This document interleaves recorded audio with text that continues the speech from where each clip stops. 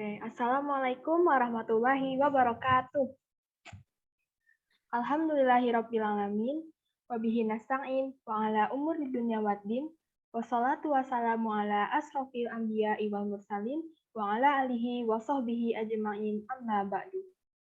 Pertama-tama, marilah kita panjatkan puji syukur kehadirat Allah Subhanahu wa taala yang telah memberikan kita nikmat iman, Islam dan ihsan serta kesehatan sehingga kita semua dapat bertemu secara virtual dalam acara ini. Tak lupa selawat serta salam, semoga tetap tercurah limpahkan kepada junjungan kita, Nabi besar Muhammad SAW, beserta keluarganya, para sahabatnya, dan para pengikutnya, dan semoga kelak kita akan mendapatkan syafaatnya di hari kiamat nanti. Amin amin ya robbal alamin. Sebelum kita mulai acara kita, marilah kita buka acara Muslimah Summit kali ini dengan membaca basmalah bersama-sama. Bismillahirrahmanirrahim.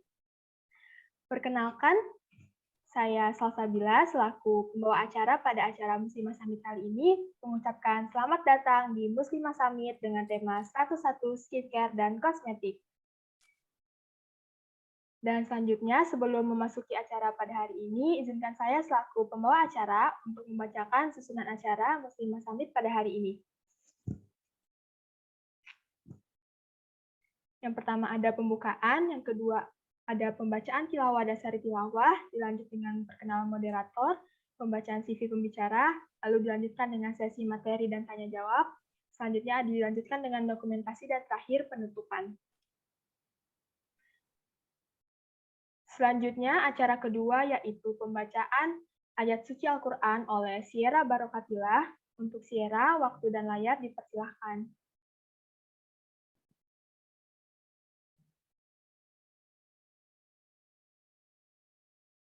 Assalamualaikum warahmatullahi wabarakatuh. Aku mau bacain surat An-Nahl ayat 114 sampai 117. A'udzu billahi minasy syaithanir rajim. Bismillahirrahmanirrahim. Fakulu mimma razaqakumullahu halalan thayyiban washkuru ni'matallahi in kuntum iyyahu ta'budun. Innama harrama 'alaikumul maitata wad-dama wa lahmal khinziri wa ma uhilla li ghairillahi bih. فمن اضطر غير باغ ولا عاد فإن الله غفور رحيم ولا تقولوا لما تصف ألسنتكم الكذب هذا حلال وهذا حرام هذا حلال وهذا حرام لتفتروا على الله الكذب إن الذين يفترون على الله الكذب لا يفلحون متاع قليل ولهم عذاب أليم صدق Allahul Azim. Aku berlindung dari godaan syaitan yang terkutuk dengan menyebut nama Allah yang Maha Pengasih lagi Maha Penyayang. Maka makanlah yang halal lagi baik dan rezeki yang telah diberikan Allah kepadamu. Dan syukurilah nikmat Allah, jika kamu hanya kepadanya saja menyembah. Sesungguhnya Allah hanya mengharamkan atasmu memakan bangkai, darah, daging babi, dan apa yang disembelih dengan menyebut nama selain Allah. Tetapi barang siapa yang terpaksa memakannya dengan tidak menganiaya dan tidak pula melampaui batas, maka sungguhnya Allah Maha Pengampun lagi Maha Penyayang.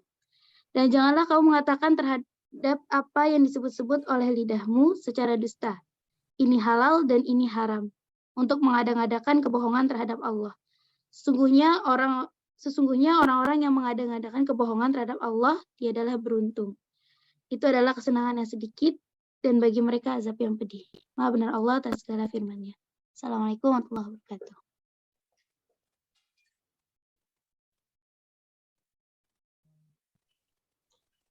Terima kasih kepada Sierra yang telah membacakan ayat suci Al-Quran. Semoga Allah senantiasa memberikan pahala yang berlimpah kepada kita semua. Amin ya Rabbal 'Alamin. Boleh next?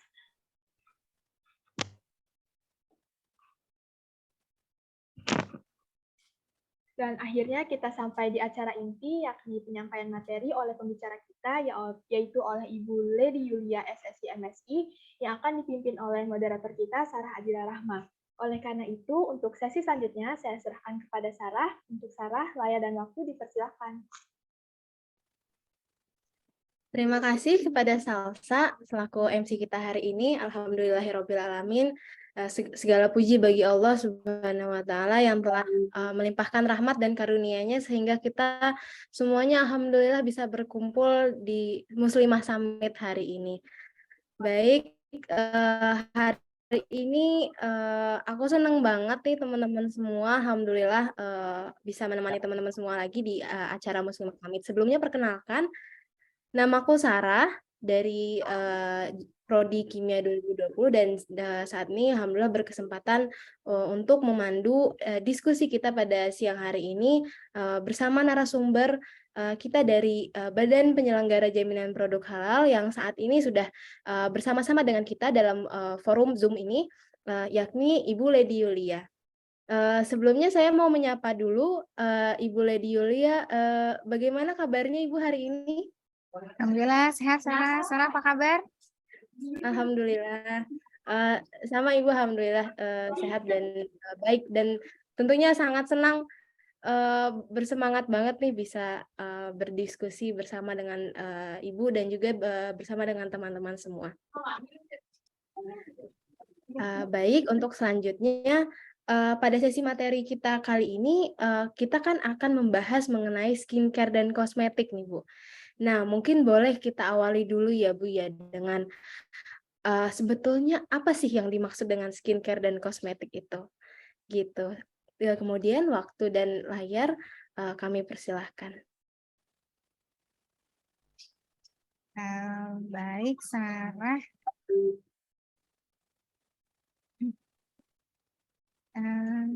Sarah, mohon informasinya. Ya. Suara saya terdengar jelas? Sudah terdengar jelas ya? Sudah. Jelas ya? Baik. Jelas.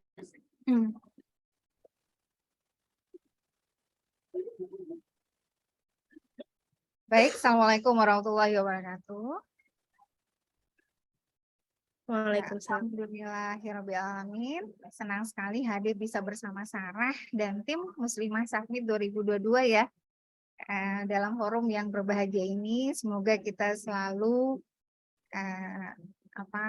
mencerahkan umat, ya, menguatkan bangsa, ya, selalu memberikan energi positif bersama.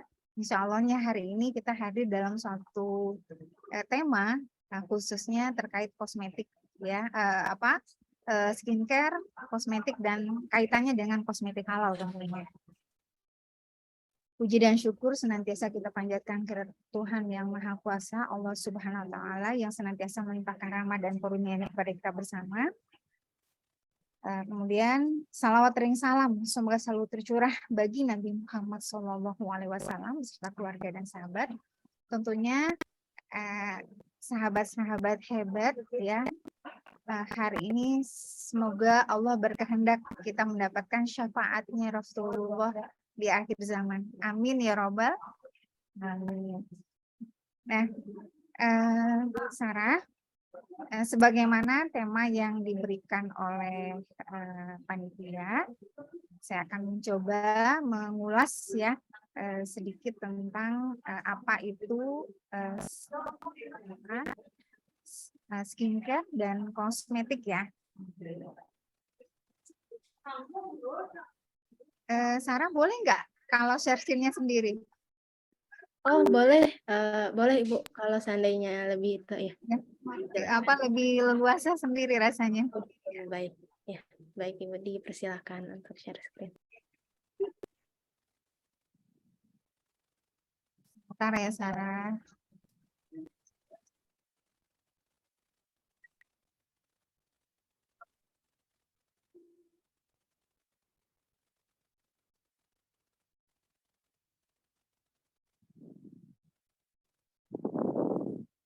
Baik. Pada sesi ini tema kita adalah skincare dan kosmetik ya. Dan apa kaitannya dengan jaminan halal gitu. Nah, kita lihat dulu.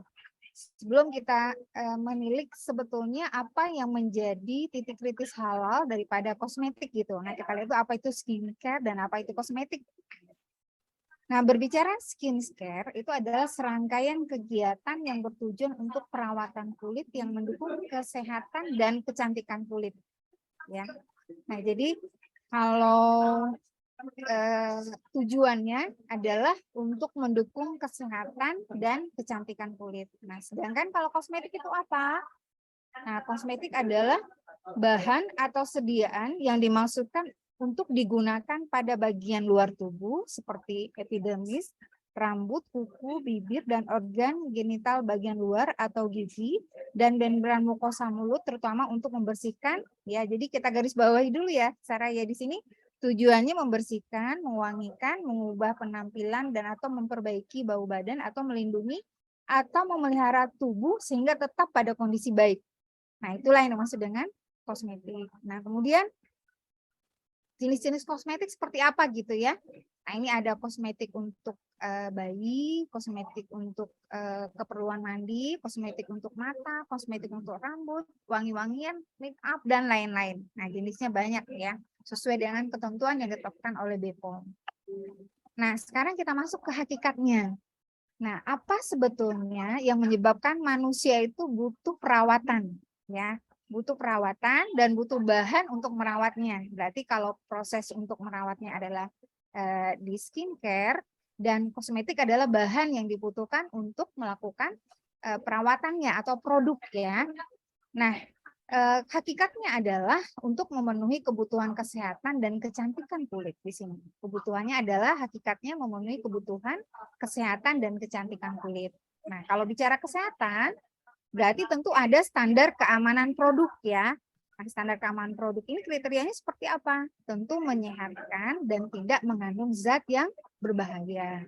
Nah, kemudian setelah itu kalau kaidahnya untuk mempercantik atau memperindah, tentu sifatnya adalah sesuatu yang memberikan nilai tambah tentunya ya.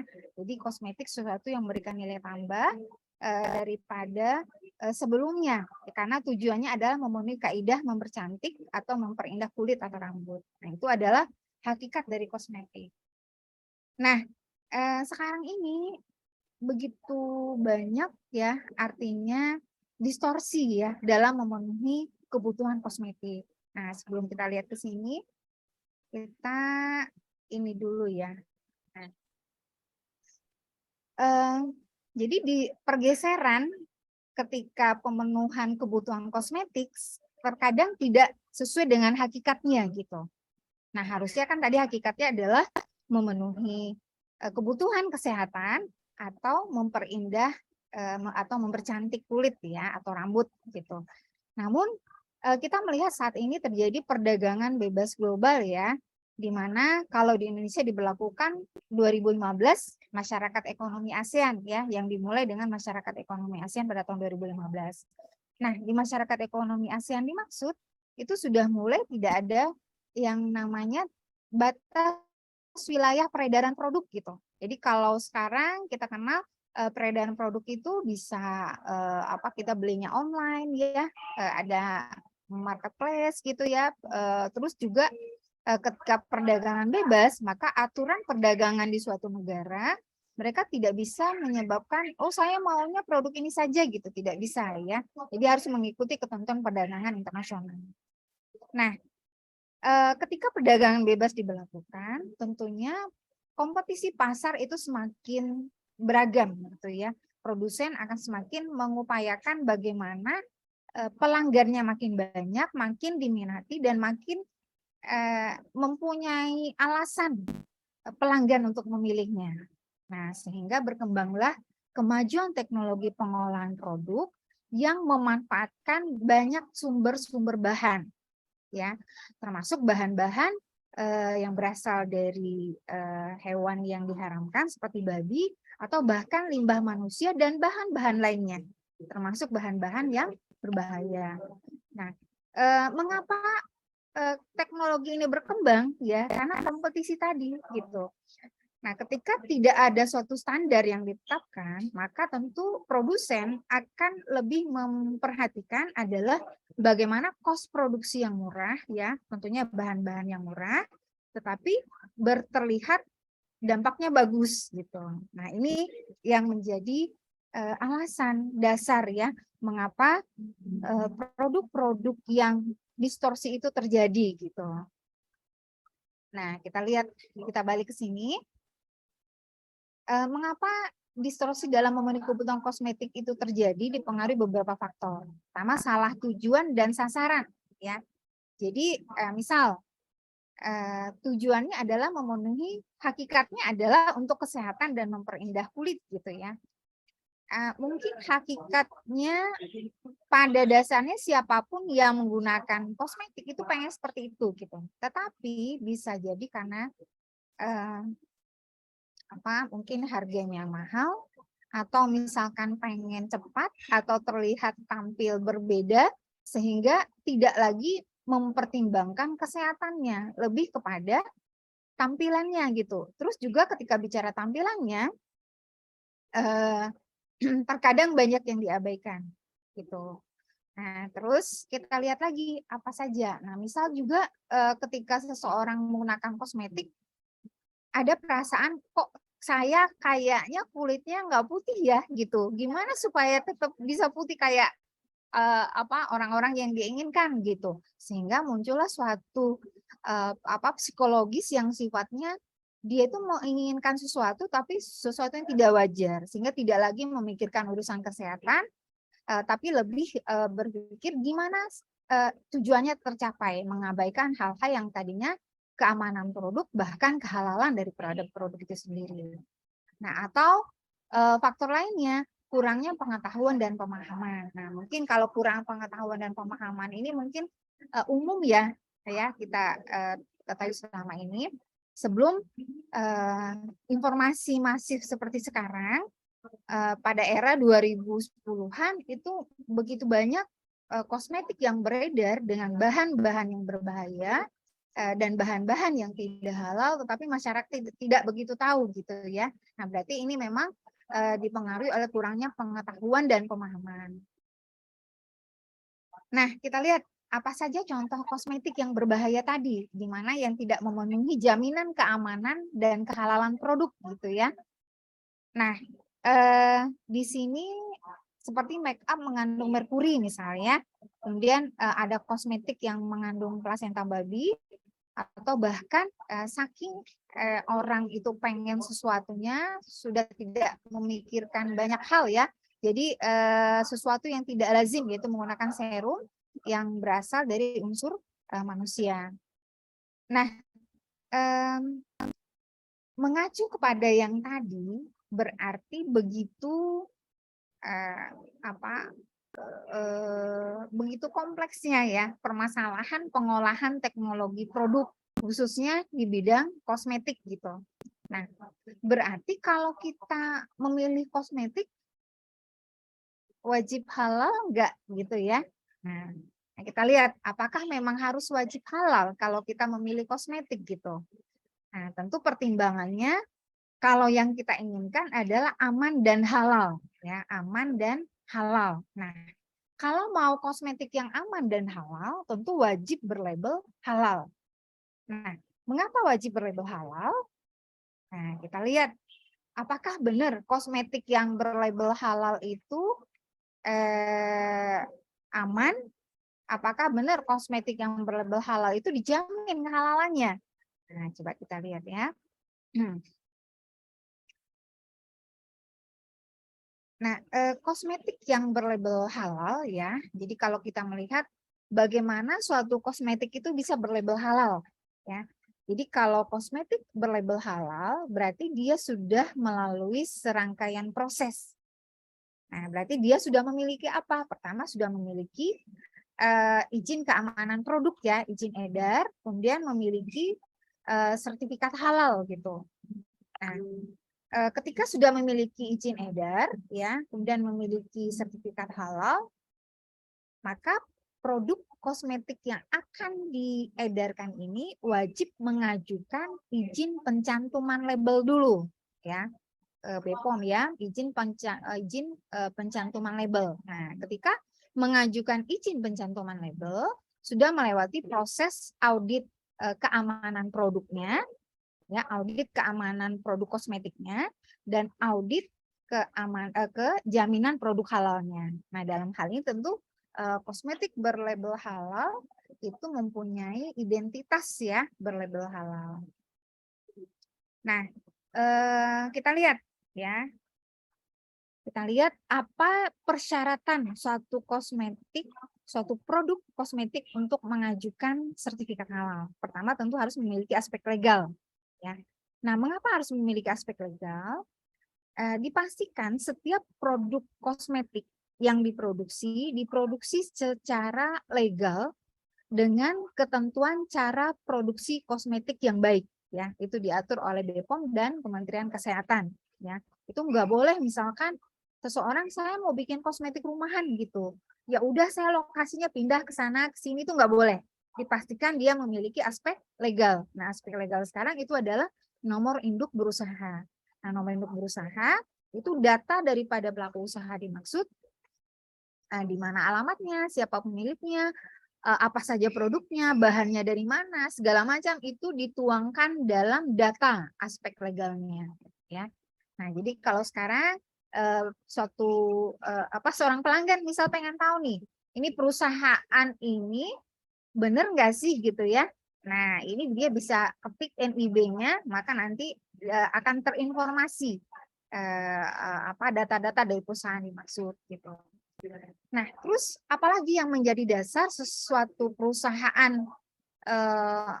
yang mengajukan sertifikat halal dimaksud adalah memenuhi aspek itu adalah bahwasanya memiliki seorang penyelia halal namanya.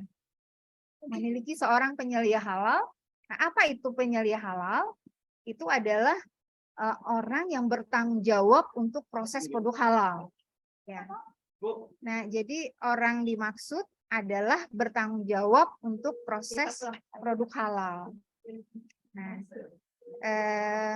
kemudian apalagi ketika suatu produk diajukan sertifikasi halalnya, ya berarti sebelum mengajukan sertifikat halal dia sudah mempersiapkan terlebih dahulu bahan-bahannya,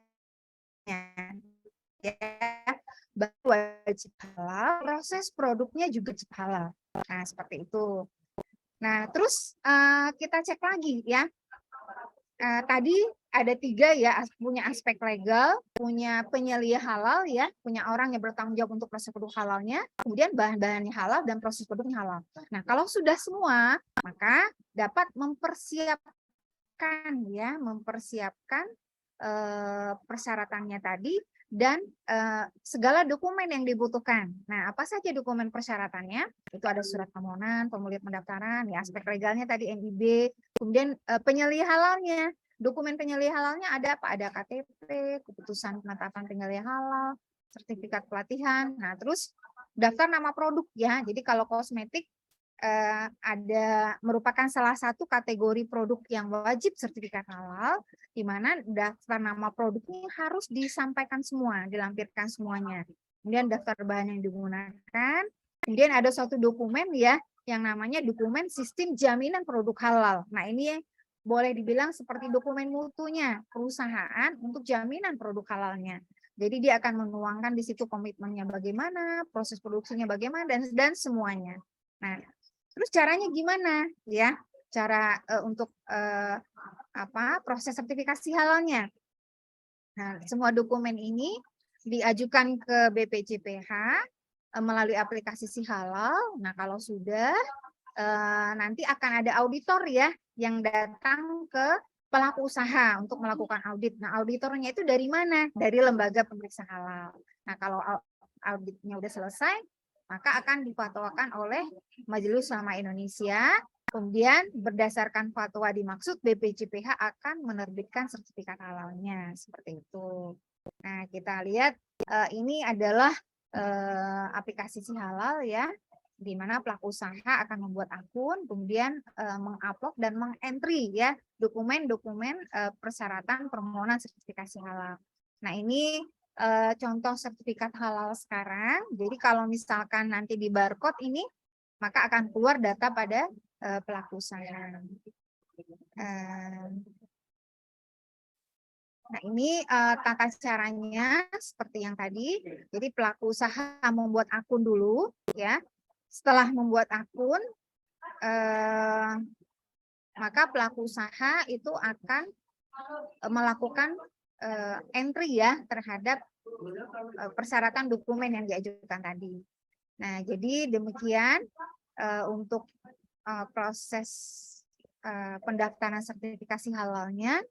Sarah, mungkin lebih banyak kita diskusi ya, biar lebih bisa kita gali. Mungkin demikian. Assalamualaikum warahmatullahi wabarakatuh. Waalaikumsalam warahmatullahi wabarakatuh. Baik, terima kasih banyak Bu Lady atas materi pembukanya ya. Ini apa istilahnya sebagai pemantik diskusi kita pada hari ini. Selanjutnya ini sangat menarik, Ibu. Berarti kan kalau yang dari saya tangkap dan dari materi pembuka tadi bahwasanya sebetulnya tujuan awal dari skincare dan kosmetik itu ya memang untuk menyehatkan dan juga mempercantik kulit ataupun rambut gitu kan ya Bu ya. Dan selanjutnya yang saya garis bawahi tadi adalah mengenai berarti cukup banyak titik kritis daripada bahan-bahan yang digunakan pada pembuatan skincare ataupun kosmetik, Ibu. Nah, selanjutnya apakah ada sekiranya bahan-bahan yang sekiranya nih kalau seandainya saya dan atau teman-teman semua sedang memilih produk-produk kosmetik tertentu atau skincare tertentu itu yang sekiranya harus diperhatikan bahwasanya oh ini apakah ini sudah memiliki sertifikat halal atau belum gitu Ibu. Oh, baik Sarah, baik. Terima kasih Sarah. Menarik sekali ini Sarah.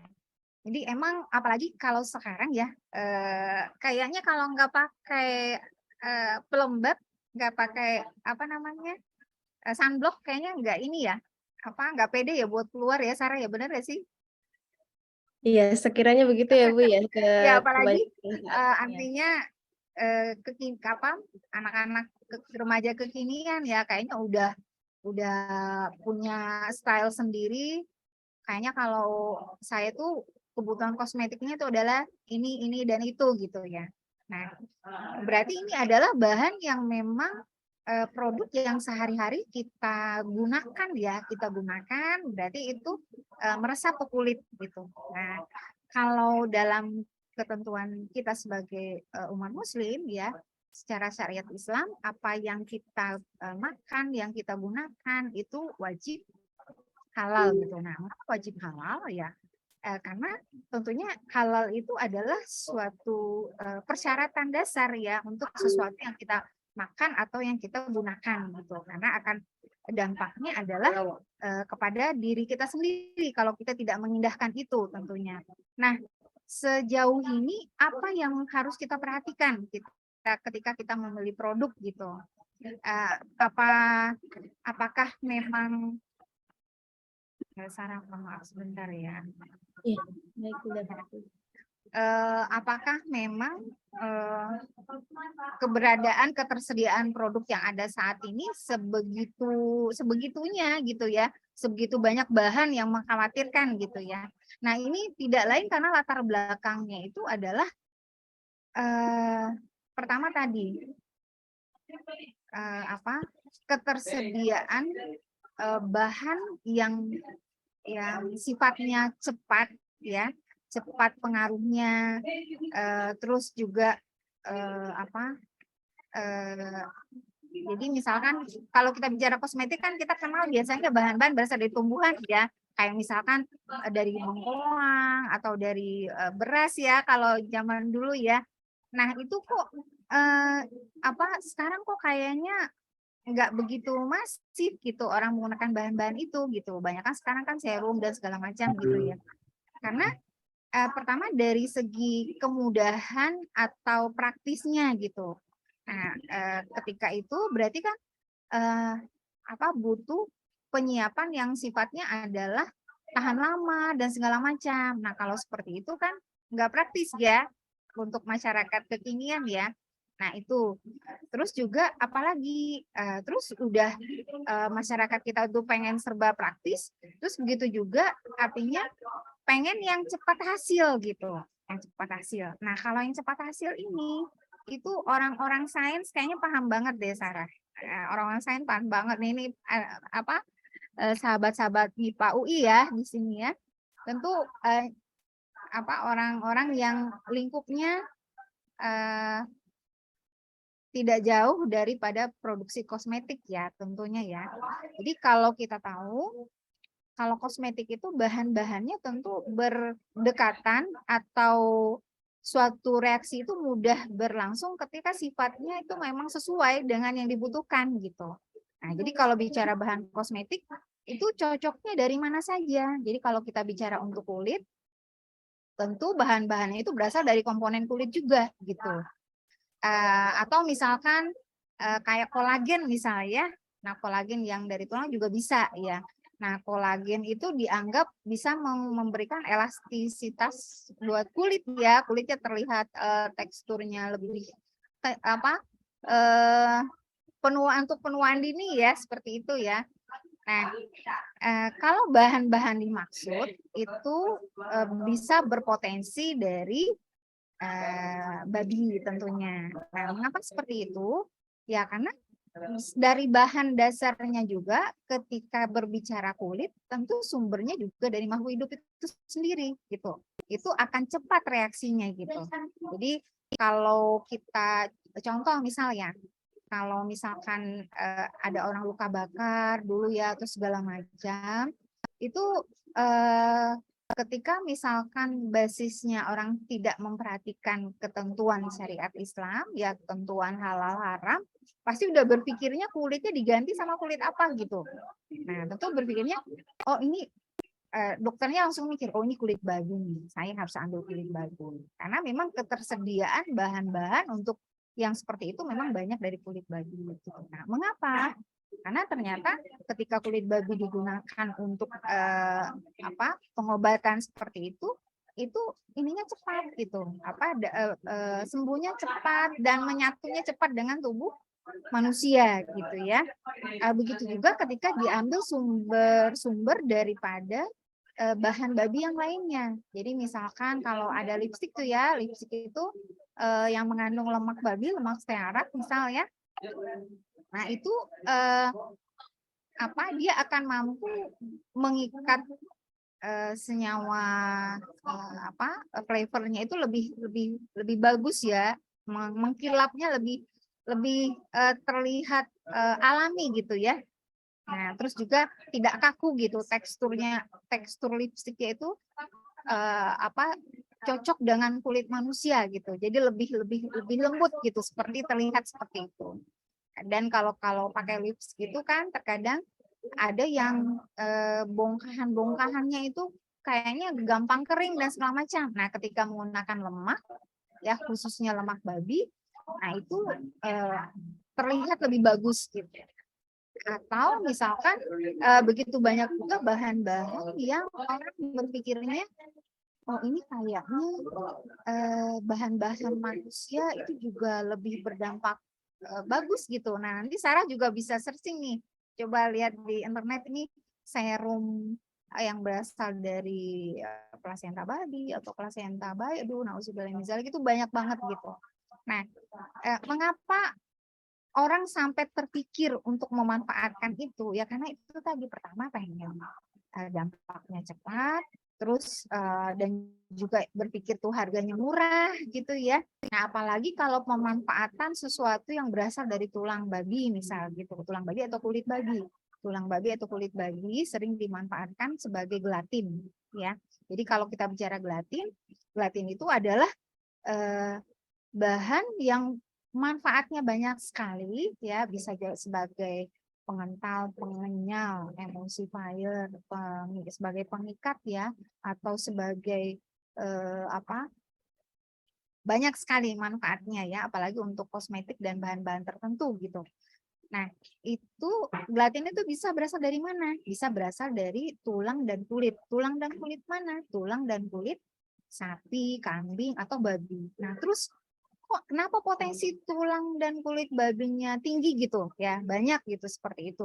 Karena kebiasaan dari masyarakat yang mengkonsumsi babi, yang memakan daging babi, yang dikonsumsi banyaknya adalah dagingnya, ya, dagingnya. Nah, sementara kulit dan tulang lebih dianggap sebagai limbah gitu. Nah, bagi produsen-produsen yang memerlukan itu tentu tidak butuh kos tinggi untuk memproduksi gelatin dari babi.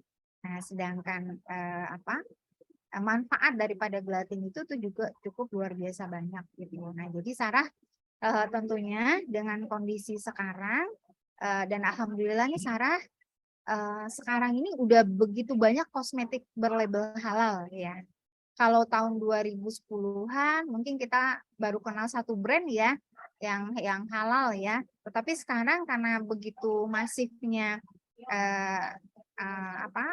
kosmetik halal dan masyarakat juga udah paham ternyata memang begitu banyak ketersediaan bahan itu berasal dari bahan babi atau juga bahkan bahan-bahan yang berasal dari manusia gitu seperti itu. Kalau sekarang mungkin kita sebut saja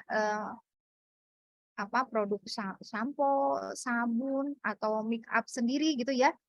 Itu memang sudah banyak yang berlabel halal. Kayaknya sekarang malah kalau kita lihat di swalayan, di Indomaret, Alfamaret atau Hypermart dan lain-lain, secara umum kosmetik yang dijual itu sudah halal, termasuk kosmetik yang juga ada di Sarah yang suka ada tempat facial gitu ya, udah juga banyak yang berlabel halal. Itu sih Sarah, pokoknya wajib cari kosmetik label halal.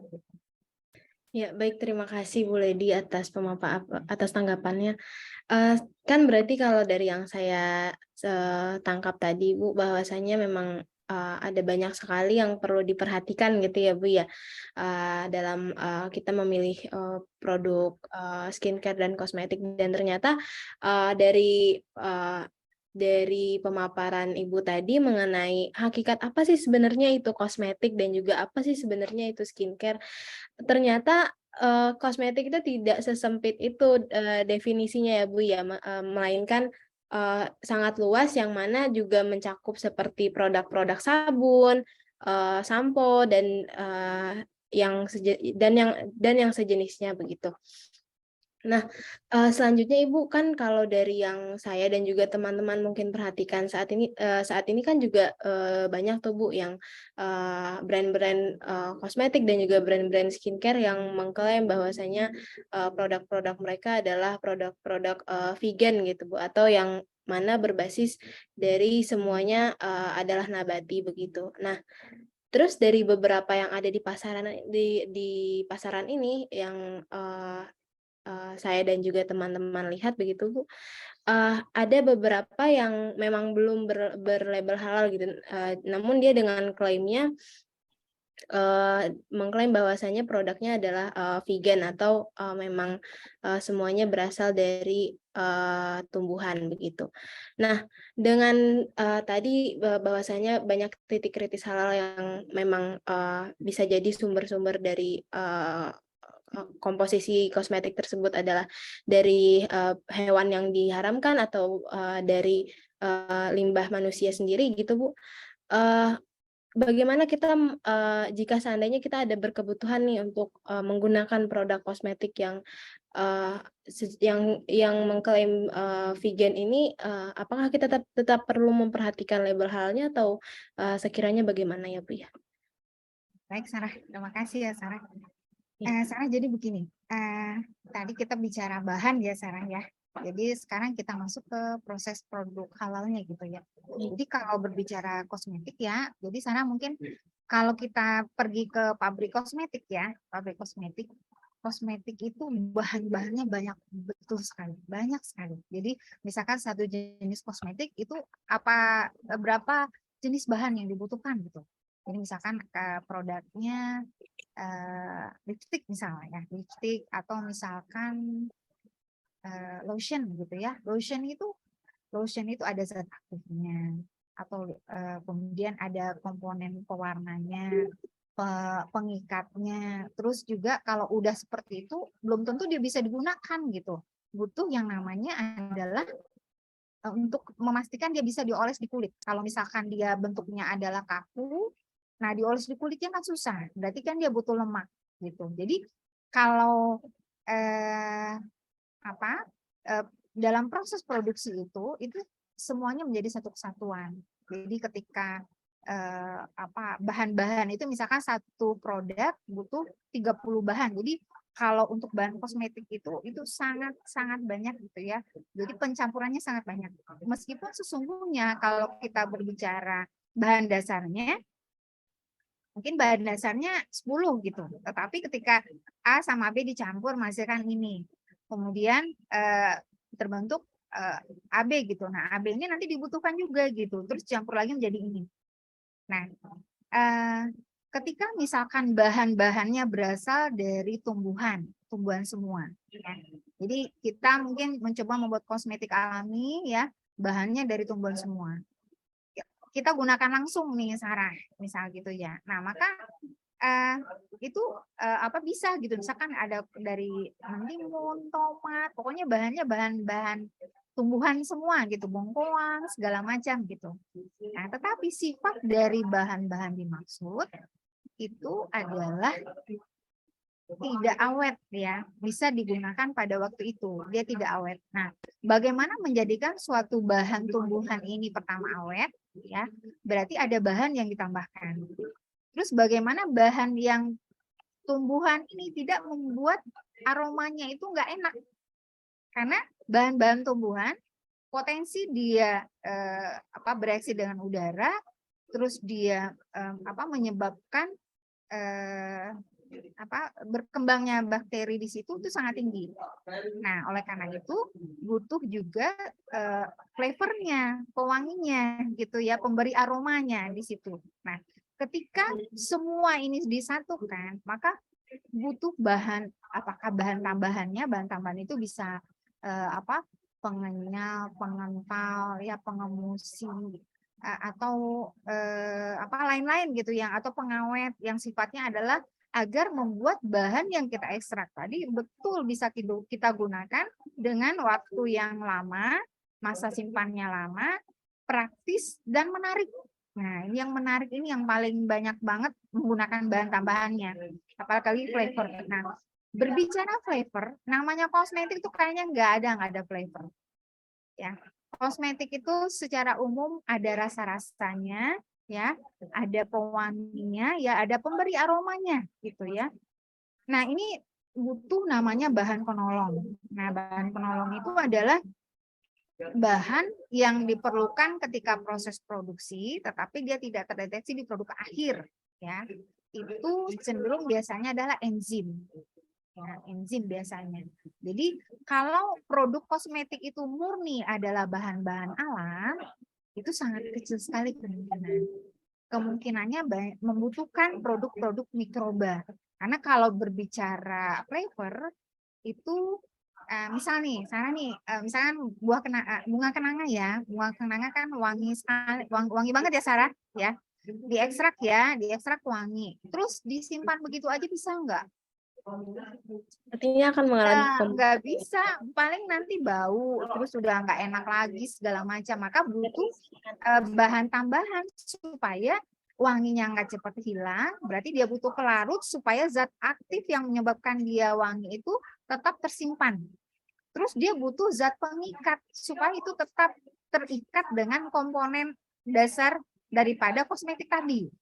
Ya, jadi zat aktif kosmetik yang menyebabkan dia berperan memberikan kesehatan dan melindungi kulit tadi itu diikat dengan senyawa tertentu sehingga dengan flavornya dia tidak terpisah.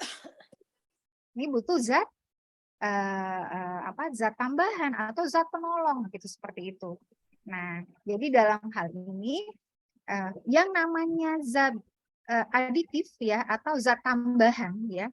Zat aditif atau zat tambahan itu sesuatu yang meningkatkan peran daripada atau cita rasa dari suatu produk yang fungsinya bisa mengawetkan, memberikan kenyal, tekstur yang bagus, melembutkan dan lain-lain, itu namanya zat aditif. Atau zat penolong ya, zat penolong sesuatu yang sifatnya membantu proses produksi tapi tidak terlihat di produk akhir, itu zat penolong. Nah, potensi bahan tambahan atau zat aditif atau bahan penolong ini banyak sekali bisa berasal dari bahan-bahan yang diharamkan. Seperti itu, Sarah. Jadi dalam hal ini tentunya dengan perdagangan produk sekarang seperti sekarang, produk perdagangan bebas ya, apalagi batasan perdagangan, Sarah kalau mau beli sesuatu tinggal isi keranjang ya, Tokopedia ya, artinya atau lain-lainnya gitu, mau Shopee atau mau apa gitu. Nah, sehingga kita sebenarnya nggak tahu nih tokonya di mana, ada nggak sih tokonya gitu. Nah, begitu juga kalau bicara produk halal, penting kita memperhatikan perusahaannya, tokonya di mana. Mengapa seperti itu? Karena proses produk halal tidak hanya sekedar proses pengolahan, juga proses penyimpanan atau penempatannya. Jadi tidak boleh produk yang memang sudah benar-benar halal ini disatukan penyimpanannya dengan produk yang mengandung babi, maka tentu akan terjadi kontaminasi. Berarti kita ketika membeli suatu produk, pastikan profil perusahaannya. Dia punya sistem jaminan produk halal enggak? Jaminan mutunya seperti apa? Jadi artinya teliti sebelum membeli, Sarah, tentunya dengan memperhatikan apa saja parameter-parameter halal yang harus kita tentukan. Begitu, Sarah.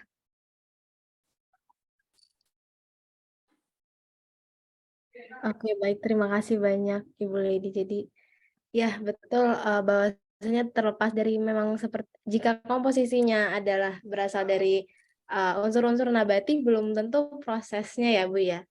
Berarti memang itu yang perlu kita garis bawahi. Oke, baik. Jadi selain tadi titik kritisnya ada pada bahan dan juga ternyata ada pada prosesnya ya, Bu. Iya. Ini satu lagi nih, Sarah nih, boleh ditambahin nggak nih, Sarah ya? Oke, boleh. Nah, Bagaimana, Sarah, Ibu? dalam proses produk halal itu ada ketentuan sistem ya atau standar namanya sistem jaminan produk halal atau SJPH. Nah, dalam standar itu penggunaan fasilitas bersama dengan produk tidak halal tuh nggak boleh. Nah, maksudnya gimana gitu? Jadi kalau misalkan kosmetik, Sarah ya, jadi biasanya kalau pabrik kosmetik itu pabriknya besar ya. Terus dia istilahnya kalau di manufaktur itu kan ada line-line-nya ya, ada fasilitas 1, fasilitas 2, gedung 1, gedung sekian gitu. Terus prosesnya mungkin berbeda-beda, ini pencampuran, ini pengemasan, ini pengolahan gitu, seperti itu. Nah, dipastikan dalam suatu manufaktur ketika dia memproduksi produk halal, semua fasilitas yang digunakan ditujukan untuk produk halal. Jadi tidak boleh, misalkan ada satu brand ya, satu brand dia itu memproduksi ada produk halal dan ada produk tidak halal. Dipastikan lokasinya tidak boleh bersamaan. Karena potensinya bisa saja berbeda. Jadi misalkan gini, ada brand tertentu nih, beredar yang di Indonesia itu halal. Karena dia brandnya brand internasional gitu ya. Kok kayaknya kalau beli di Singapura atau beli online melalui toko online yang di luar negeri, kok enggak ada label halalnya gitu. Nah, yang harus kita ketahui, produk yang diedarkan di suatu negara sesuai dengan ketentuan negara itu. Nah, di Indonesia sekarang ini kewajibannya produk yang masuk, beredar dan diperdagangkan wajib halal. Nah, itu ada undang-undangnya, Undang-Undang 33 2014. Nah, oleh karena itu, produsen yang memperdagangkan produknya di Indonesia itu wajib bersertifikat halal. Nah, kalau misalkan brandnya itu brand internasional, kita ketemunya nanti dibeli di toko luar, kok dia nggak halal? Ya wajar saja karena tidak beredar di Indonesia, dia beredar di luar. Nah, jadi dipastikan ketika kita membeli produk dimaksud ya, itu artinya kita memastikan bahwasanya memang perusahaan dimaksud memproduksi produknya untuk di kita. Nah, terus apakah produk yang beredar di Indonesia itu wajib halal semua gitu? Nah, enggak juga Sarah. Jadi di regulasinya bunyinya kalau produk yang memang halal, yang diklaim halal gitu ya, wajib dilakukan sertifikasi halal. Jadi produk dimaksud perusahaan ngeklaimnya ini produk saya halal loh gitu. Oleh karena itu harus melalui proses sertifikasi halal. Tapi kalau kategori produknya adalah produk yang memang mengandung bahan yang diharamkan, berarti ada kosmetik tertentu misal memang tujuannya adalah untuk konsumen yang memang biasa menggunakan itu, ya misalkan serum yang mengandung plasenta babi misal seperti itu, dan itu sudah ada pelanggannya di Indonesia gitu ya, dan peredaran produknya juga banyak. Ya boleh beredar, nggak boleh, tetap boleh, asalkan produk dimaksud mengikuti ketentuan. Ya, ketentuannya apa? Mencantumkan keterangan tidak halal. Nah, keterangan tidak halal itu gimana?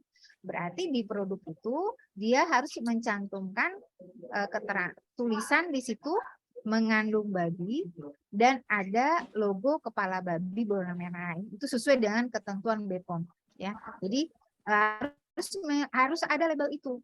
Nah, jadi dalam hal ini gimana Sarah dan teman-teman milih kosmetik ya? Artinya tentu kita memilih yang berlabel halal.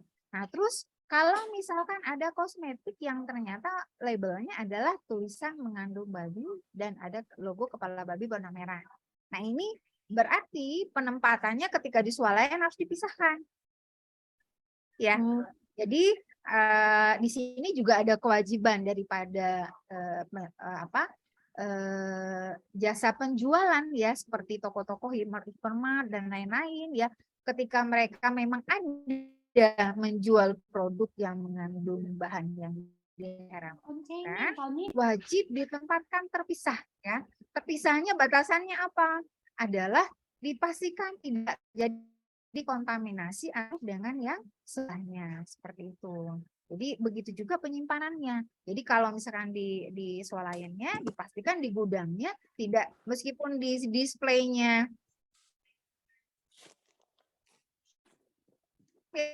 terpisah, itu kan gitu juga enggak.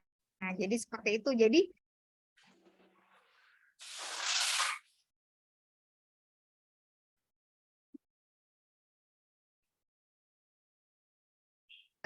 labelnya mengandung babi, logo kepala babi berwarna merah, pastikan kita juga memberikan edukasi kepada penjual tokonya, itu tidak boleh ditempatkan bersamaan, seperti itu. Itu Sarah? Baik, terima kasih Ibu. Berarti terlepas dari bahan tadi dan juga proses, ternyata ada di bagian penyimpanan dan distribusi itu juga harus diperhatikan ya Bu ya. Ya, betul, betul. Iya, baik. Ternyata sangat sangat banyak faktor yang perlu diperhatikan Ibu dalam kita harus pandai-pandai dalam memilih produk yang akan kita gunakan gitu ya, sebagaimana ya kita sebagai muslim dan muslimah gitu, kita harus memperhatikan kaidah halal haram apa yang kita pakai. Begitu ya Bu ya. Baik, selanjutnya karena ini tadi sudah kita buka nih dengan sesi materi dari Ibu Lady Yulia, selanjutnya diskusi kita akan kita lanjutkan dengan sesi tanya jawab. Dipersilakan kepada teman-teman peserta semuanya, jika ada yang ingin ditanyakan dapat langsung bisa langsung raise hand atau bisa menuliskan pertanyaannya di kolom chat. Iya, baik.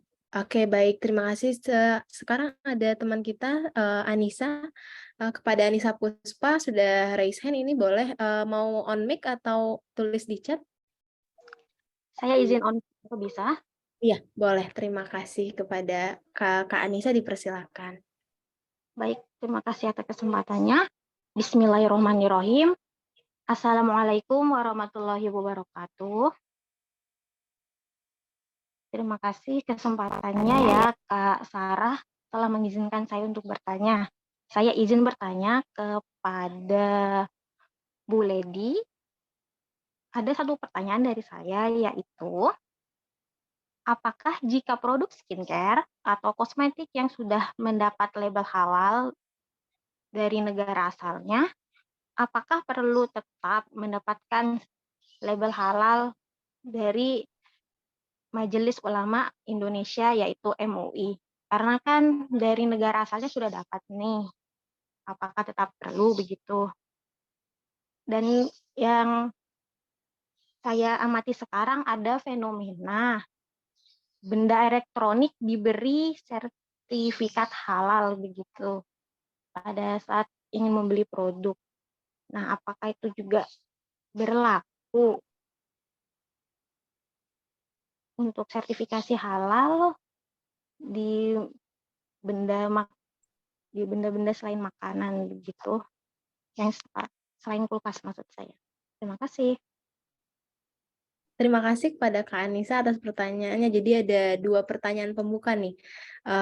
Bu Lady, jadi mungkin boleh dijawab satu persatu ya Bu ya, terkait yang tadi ya. Dipersilakan waktu dan layarnya Ibu. Baik, Sarah, terima kasih. Terima kasih, Anissa ya. Anissa, moga sehat selalu ya. Iya Bu, Apa terima kabar? kasih Bu. Sehat. Semoga Ibu sehat juga ya Bu ya. Amin, amin sama-sama. Anissa seperti ini, kayaknya Anissa udah luas nih pengetahuannya, udah sampai nanya kalau yang luar harus disertifikasi juga enggak gitu ya. Cuma saya koreksi sedikit ya Anissa, kalau sertifikasi halal sekarang diterbitkan oleh BPJPH. Nah, Majelis Ulama Indonesia perannya adalah memberikan fatwa, ya seperti itu. Nah, apakah berarti kalau sudah sudah punya sertifikat halal luar negeri, apakah juga harus disertifikasi halal di Indonesia, gitu ya? Nah, kosmetik itu merupakan produk yang diproduksi dengan ketentuan standar tertentu, gitu. Standar tertentu. Nah, suatu negara, Indonesia dengan negara luar itu ada kerjasama yang namanya terkait registrasi sertifikat bahan ya, registrasi sertifikat produk ya, tapi produknya adalah masuk ke dalam kategori bahan baku, bahan tambahan, bahan penolong, hasil sembelihan. Ya, jadi kalau untuk produk yang sifatnya standar dari masing-masing produksi produk itu berbeda, maka itu perlu dilakukan sertifikasi kembali. Ya, jadi mengapa seperti itu gitu. Jadi misal gini, misal kosmetiknya dari Thailand ya, dari Thailand. Terus di Indonesia, masuk ke Indonesia. Nah, kenapa harus disertifikasi lagi di Indonesia seperti itu? Karena standarnya berbeda. Nah, kalau di Thailand itu nama lembaga sertifikasinya Chulalongkorn ya. Nah, itu metode pemeriksaannya adalah melalui uji laboratorium. Ya, jadi kalau misalkan nih kosmetik ini dipastikan halal nih menurut lembaga halal Thailand ya. Caranya gimana? Mereka minta produknya dicek uji lab. Seperti itu. Nah, kemudian dari uji labnya mungkin labnya menggunakan alat LCM SMS ya, yang dicek mungkin kosmetiknya dianggap potensi mengandung protein gitu atau lemak gitu ya, dicek. Nah, maka dia gunakan uji laboratorium ya, gunakan peralatan yang dia punya, diuji terus negatif hasilnya. Nah, kalau seperti itu maka lembaga halal Thailand menerbitkan sertifikatnya. Seperti itu. Nah, di Indonesia gimana? Indonesia standar pemeriksaannya tidak berbasis uji laboratorium. Uji laboratorium dilakukan jika diperlukan. Ya. Jadi kalau di Indonesia untuk metode pemeriksaannya tadi dipastikan bahan-bahannya semuanya halal, dipastikan proses produknya halal. Gitu. Jadi tidak cukup dengan uji laboratorium, tapi dipastikan semua prosesnya adalah halal. Nah, tidak boleh ada penggunaan fasilitas bersama. Nah, mengapa nggak cukup dengan uji lab saja gitu? Nah, karena memang berbicara uji laboratorium, yang namanya unsur babi itu ketika peralatannya limit deteksinya tidak detail, bisa potensi sebetulnya bahannya ada, tetapi tidak kedetek. Makanya Indonesia tidak selalu mengacu kepada uji laboratorium. Uji laboratorium itu dilakukan ketika hanya diperlukan.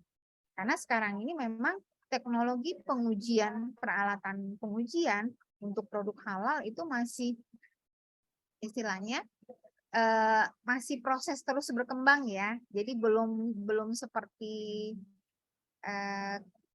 kayak tes COVID lah ya. Itu lebih, kalau COVID itu lebih sederhana. Karena kalau bicara COVID, yang kita ambil itu adalah sumbernya. Jadi kalau COVID itu yang diambil kan lendirnya kita dari hidung atau dari tenggorokan gitu ya. Berarti itu kan sumbernya virus di situ. Ya, sumber virus yang kita ambil. Maka kita pastikan nanti ada nggak DNA-nya atau RNA-nya, pengecekan nanti di situ. Nah, tetapi kalau unsur babi adalah jumlah yang persentasenya sangat sedikit. Ya. Jadi apalagi ketika dia menggunakan bahan tambahan atau bahan penolong.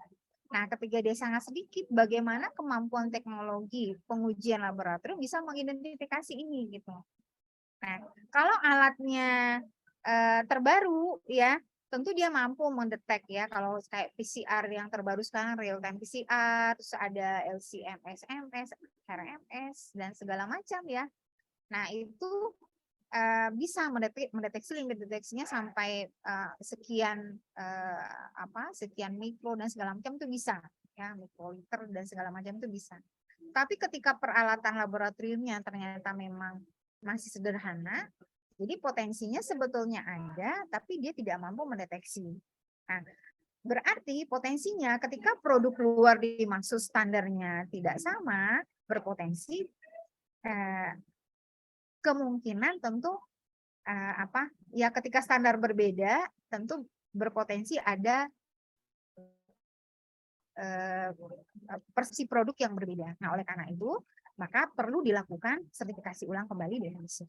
Nah, begitu juga misalkan di beberapa negara Eropa misalnya, negara Eropa karena memang tidak basisnya adalah syariat Islam. Intinya bagaimana halal menjadi suatu kebutuhan ya. Kalau kita bicara sekarang perdagangan produk itu sudah menganggap sertifikat halal suatu kebutuhan.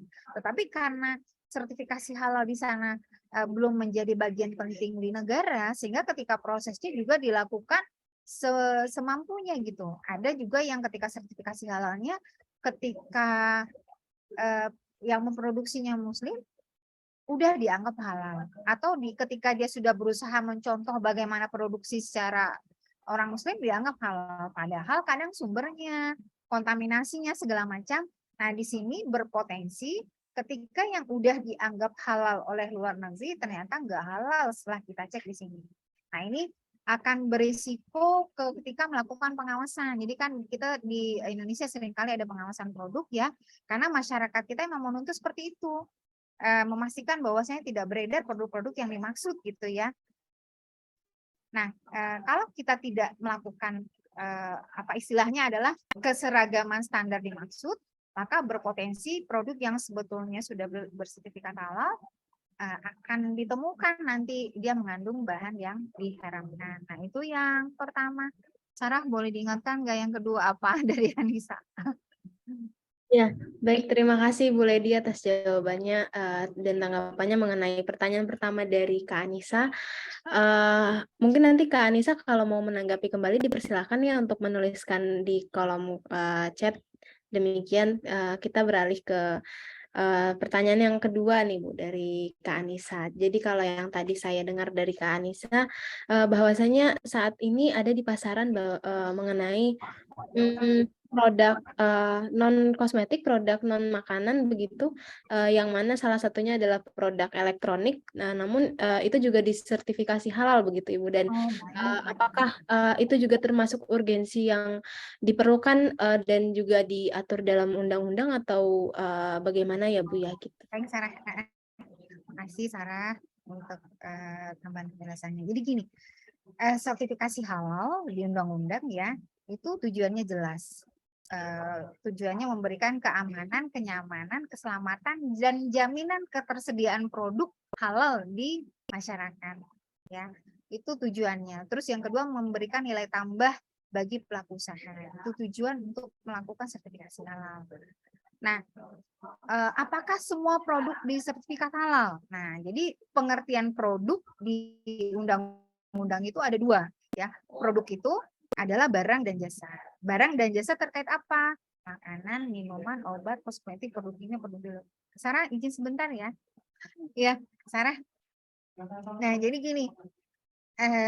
Jadi produk itu kategorinya ada dua, barang dan jasa. Barang itu terkait makanan, minuman, obat, kosmetik, produk kimia, produk biologi, rekayasa genetik, ya.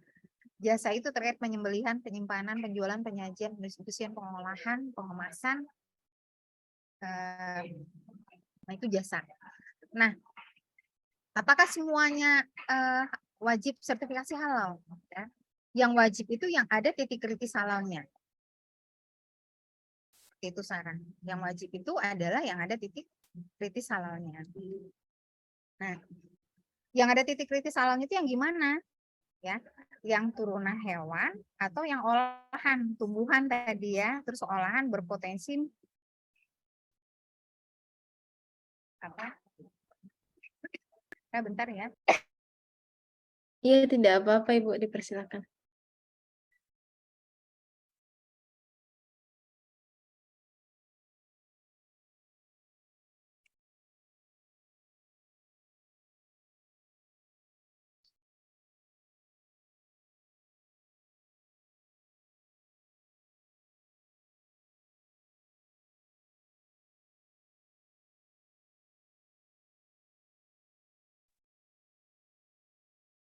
Nah, baik Sarah. Nah, jadi kalau apa yang disertifikasi itu tadi yang pokoknya yang ada titik kritis halalnya ya. Nah, terus ada daftarnya nggak ada. Jadi daftarnya itu ada di keputusan Menteri Agama nomor 348. Jadi kalau nanti ini pelaku usaha misal pengen tahu produk saya ini masuk kategori wajib nggak sih gitu ya. Nah, bisa dilihat di daftarnya keputusan Menteri Agama nomor 748 tahun 2021. Nah, terus yang nggak wajib ada juga, ada. Jadi nggak semua produk harus disertifikasi ya. Jadi nggak apa seperti bahan elektronik dan lain-lain. Nah, itu nggak wajib disertifikasi gitu. Nah, ada kalanya Sarah memang ke BPJPH itu datang, oh Bu, saya pengen produknya disertifikasi gitu, padahal nggak masuk kategori gitu. Kalau yang nggak wajib itu ada daftarnya juga di Keputusan Menteri Agama nomor 1360. Nah, kalau masuk ke dalam kategori di situ ya nggak boleh, nggak usah diajukan. Nah, ada juga yang datang, saya mau diajukan juga gitu. Terus ditanya, ini tujuannya apa mau diajukan? Supaya saya lebih laku daripada kompetitor saya gitu. Nah, itu nggak boleh, tujuannya udah salah. Ya, jadi dalam melakukan sertifikasi halal itu pelaku usaha wajib punya niat yang kuat di situ. Tujuannya adalah memberikan jaminan produk halal kepada masyarakat, bukan untuk supaya produknya lebih unggul daripada temannya, daripada kompetitornya. Nah, kalau udah seperti itu akan menimbulkan iklim yang tidak sehat pada perdagangan produk. Nah, seperti itu Sarah. Ya, jadi yang kayak elektronik segala macam itu tidak masuk ya. Jadi jangan sampai sertifikasi halal itu digunakan untuk kebutuhan dengan niat-niat yang kurang baik gitu ya. Wajibnya adalah memberikan jaminan produk halal. Seperti itu Sarah. Ya, baik. Terima kasih banyak Ibu atas pemaparannya, atas tanggapan dari pertanyaan pertama dan kedua tadi. Selanjutnya mungkin ini pertanyaan terakhir yang bisa kita akomodasi di forum ini ya, di dalam diskusi ini, karena ternyata sangat menarik di diskusi kita hari ini dan tidak terasa sudah hampir 2:30 begitu ya. Ini saya izin membacakan Ibu dari teman kita, dari Kak Siti Zulaika. Pertanyaannya ada di kolom chat ya. Izin bertanya Bu, katanya ada alkohol yang halal untuk produk skincare dan kosmetik. Itu jenis alkohol apa ya, dan apakah dalam Islam itu boleh digunakan begitu? Sarah sebentar ya. Tidak apa-apa Ibu, tidak apa-apa.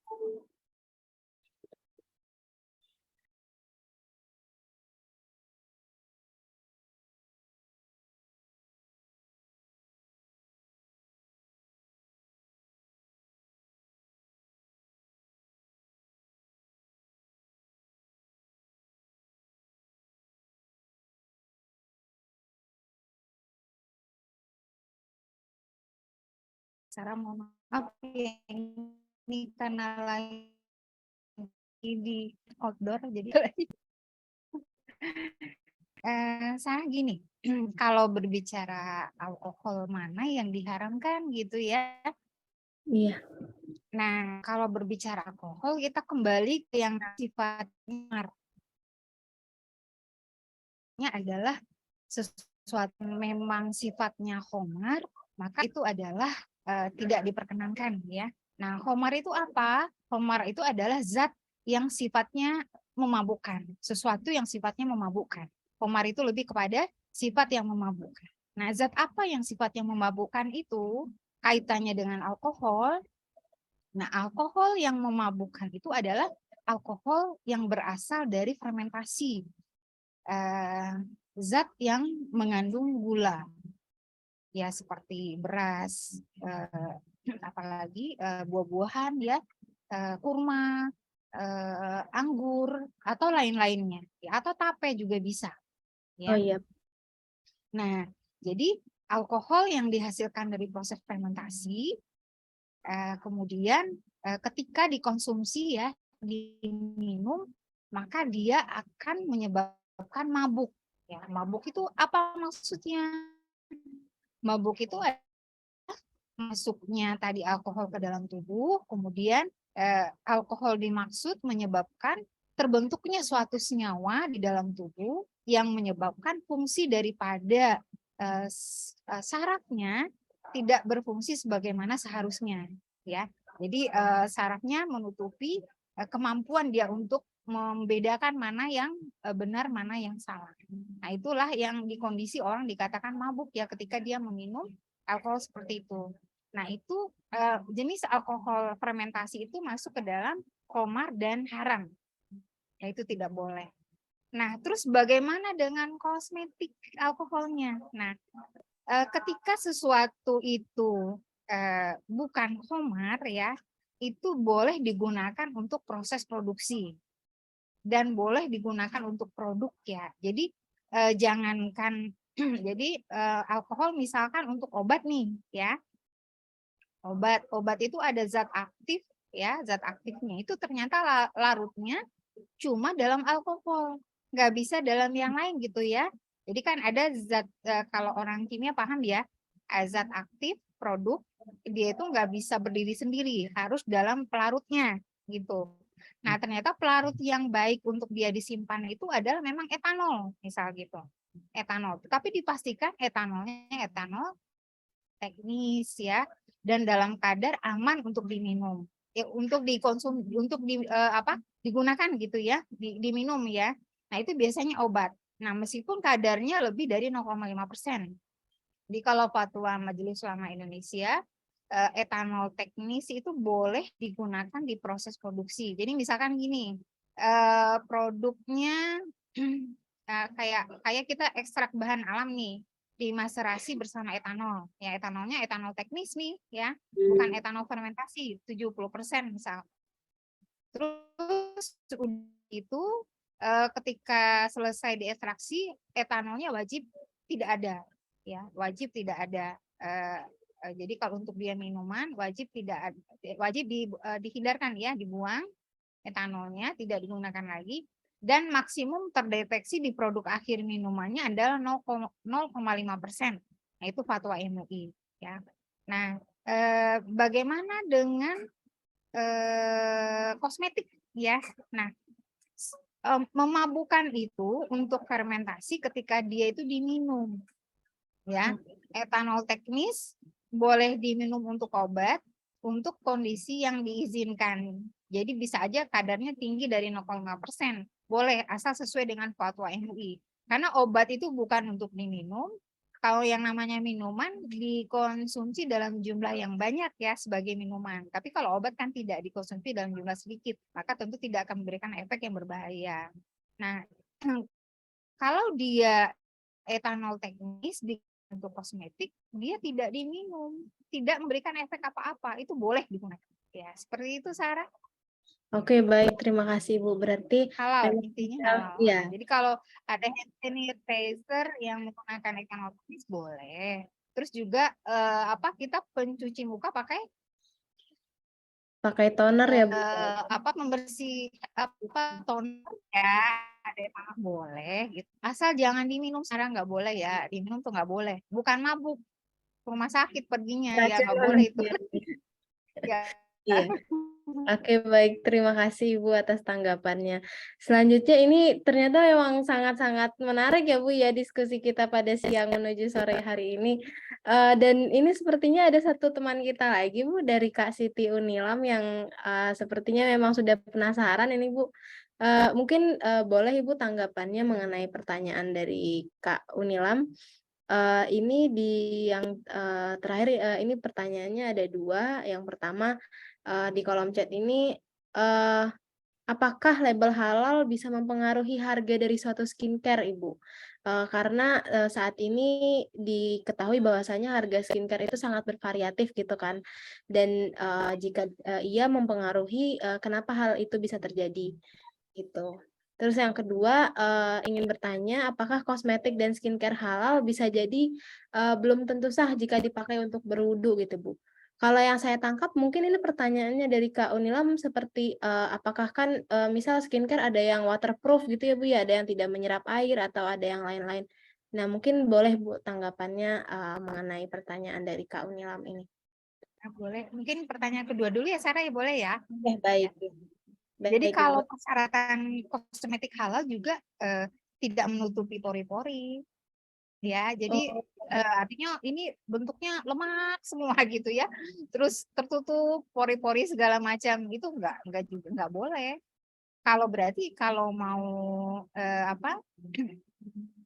berwudu dan segala macam ya harus ini semua bersihin semua gitu, nggak kena kulit jadinya. Jadi kalau kosmetik halal juga wajib adalah eh, kalau tidak menutupi pori-pori ya kalau kosmetik halal gitu. Nah terus berikutnya terkait label halal ya Sarah ya. Nah apakah harganya jadi lebih mahal ya skincare atau yang berlabel halal? Sebetulnya kalau kita berbicara kosmetik berlabel halal ya atau perawatan ini perawatan yang sudah menyatakan dia melakukan sertifikasi halal gitu ya. Nah, sebetulnya sekarang masyarakat melihat sudah suatu kebutuhan ya. Jadi kalau kita lihat dulu Sarah, kita kenal hanya satu brand yang halal ya. Nah, itu waktu itu sebetulnya kalau kita lihat di ketersediaan bahan yang ada di pasar, di manufaktur di Indonesia itu banyak sekali yang tidak halal. Waktu itu banyak sekali gitu. Nah, dan ternyata memang yang kita nggak sangka-sangka, yang menurut banyak supplier ya, banyak pelaku usaha mengatakan kalau halal kami kos produksi kami bertambah karena Indonesia menetapkan nggak boleh fasilitas bersama, terus juga bahannya wajib bahan bersertifikat halal gitu ya. Nah ini para industri sempat menggugat, ini kayaknya nggak mungkin diterapkan gitu ya. Nah asosiasi sempat mengatakan ini nggak bisa kayaknya nih Indonesia nih aturannya memang ada-ada gitu. Nah tetapi ternyata ya Allah berkehendak lain. Meskipun isu yang muncul di permukaan seperti itu, tetapi ternyata secara bertahap kalangan industri itu memenuhi kebutuhan pasar gitu. Yang tadinya mungkin ya itulah kalau kita ngelihatnya tentunya ini mungkin keberkahan daripada kewajiban sertifikasi halal kali ya Sarah ya. Artinya keberkahan sesuatu yang halal yang tentunya Allah ridhoi ya. Allah berkehendak untuk itu yang tadinya kita hanya kenal satu pabrik yang memang memenuhi standar jaminan produk halal ya, ada Paragon ya, yang kita kenal punya Bu Nur Hayati ya di situ ya, Paragon. Sekarang itu masif sekali, hampir semua manufaktur yang ada di kawasan industri, baik yang di Bekasi, di Pulau Gadung, di Kalimantan Timur, ya kalau namanya manufaktur kosmetik itu besar sekali. Nah, itu sekarang sudah tidak memproduksi lagi kosmetik yang berbahan yang mengandung babi gitu. Ya, jadi udah nggak seperti itu. Jadi memang ketika hanya beberapa produk yang halal, tentu dia memerlukan menyiapkan bahan-bahan halal yang tentu harganya lebih mahal, ya, karena orang nggak banyak beli gitu. Jadi istilahnya demand dan supply ya Sarah ya. Jadi ketika ada permintaan pasti ketersediaan juga ada. Ketika permintaannya sedikit, sementara dia pengen tetap juga sertifikasi halal. Nah, maka kita bayangkan betapa perjuangan Bu Nur Hayati luar biasa ya. Dia konsisten tetap menyediakan bahan-bahan halal, memproduksi produk halal kosmetiknya, meskipun pasti sangat susah mendapatkan bahan-bahan halalnya, dan mungkin bisa jadi Bu Nur Hayati memproduksi sendiri semua bahan-bahan yang diperlukan gitu. Nah, sekarang industri sudah makin masif menyiapkan bahan-bahan halalnya, bahkan sudah mempunyai sistem jaminan produk halal di perusahaannya. Otomatis sekarang ketersediaan bahan-bahan halal untuk para manufaktur itu sudah banyak. Nah, jadi ketika berbicara bahan, harganya tidak semahal yang dulu. Jadi sebetulnya sudah bersahabat gitu harga kosmetik halal saat ini gitu ya. Nah, terus gimana kalau ternyata masih ada yang kosmetiknya halal tapi mahal gitu. Nah, sebetulnya bukan mahal karena halalnya. Mungkin dia menggunakan zat aktif tertentu yang memang ininya lebih mahal gitu ya. Yang jelas saja yang kita nggak sangka nih, negara kosmetik dunia tuh siapa, Sarah? Saat ini Korea ya. oh iya betul Ibu, iya. Produsen kosmetik dunia, Iya, produsen dan pengguna kosmetik dunia siapa? Korea. Ya.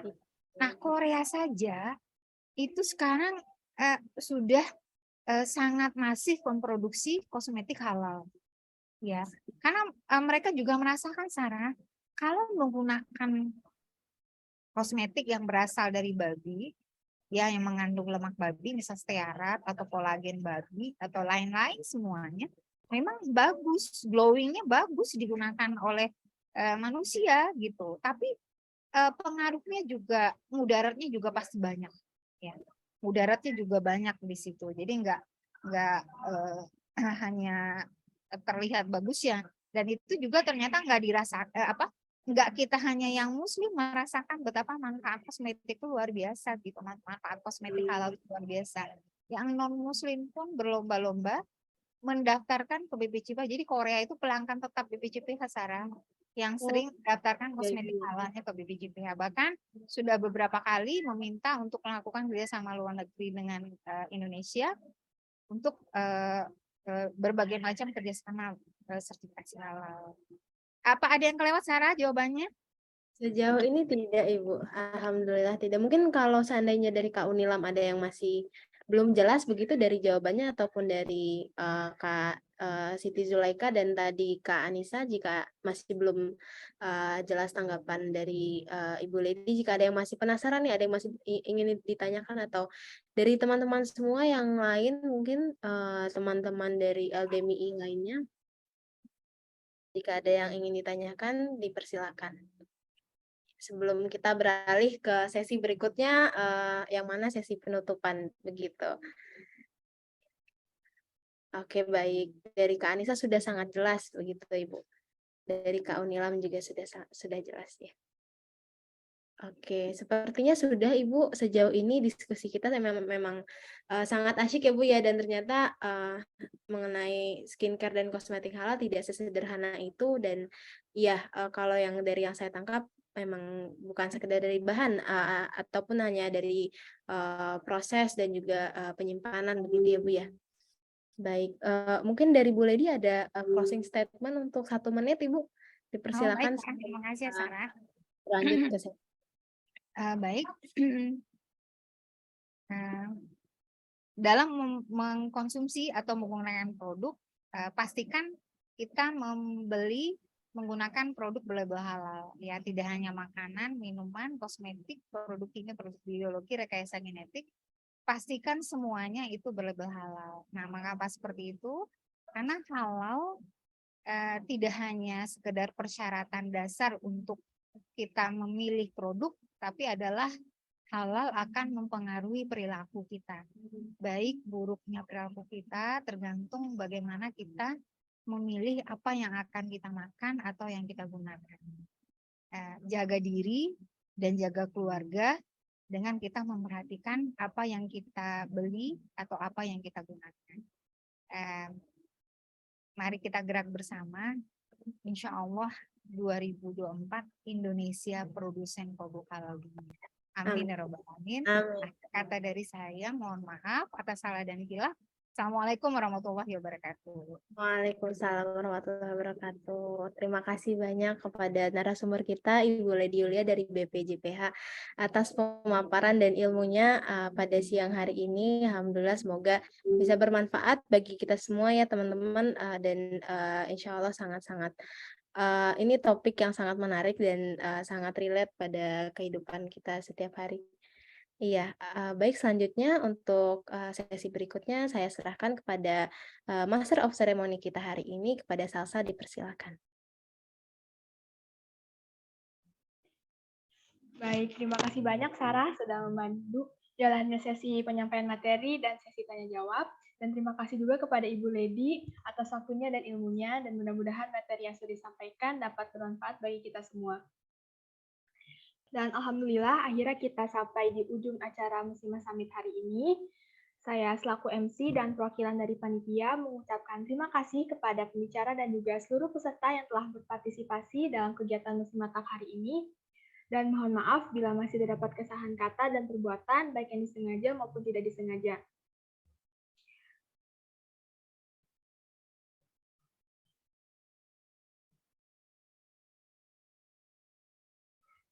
Mari kita tutup acara ini dengan berdoa. Subhanakallahumma wa bihamdika asyhadu alla ilaha illa anta astaghfiruka wa atubu ilaik. Dan untuk teman-teman, jangan lupa untuk mengisi CSI acara Muslimah Summit di link berikut atau di barcode. Oke, sekian dari saya. Jazakumullah khairan. Wabillahi taufiq wal hidayah. Wassalamualaikum warahmatullahi wabarakatuh. Sampai jumpa di agenda kebaikan selanjutnya.